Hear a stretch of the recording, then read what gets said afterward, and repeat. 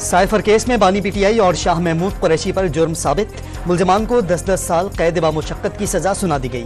Official secret act खुसूसी अदालत के जज अबुल हसना जुल्करनैन ने दोनों मुल्जमान की मौजूदगी में मुख्तसर फैसला सुनाया।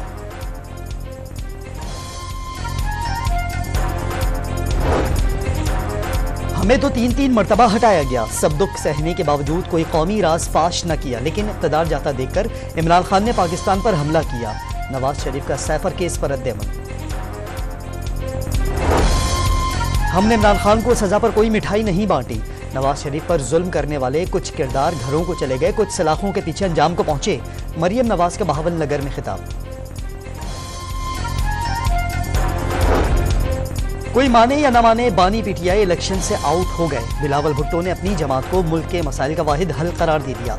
डेरा इस्माइल खान में जलसे से खिताब में दावा किया कि रायविंड वालों को अवाम का एहसास नहीं।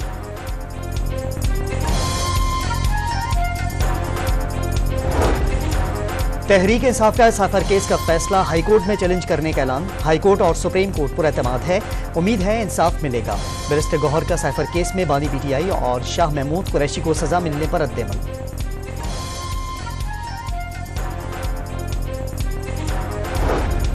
कराची में इंतखाबी रैली निकालने पर पीटीआई का खुर्रम शेर जमान को शुकॉज नोटिस। बानी पीटीआई का गलत नाम इस्तेमाल करके रैली निकालने के अहकामात दिए और रैली की क़यादत भी नहीं की। नोटिस का मतलब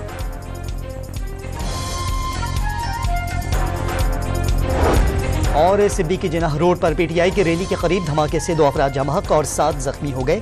शहर के अस्पतालों में इमरजेंसी नाफिज।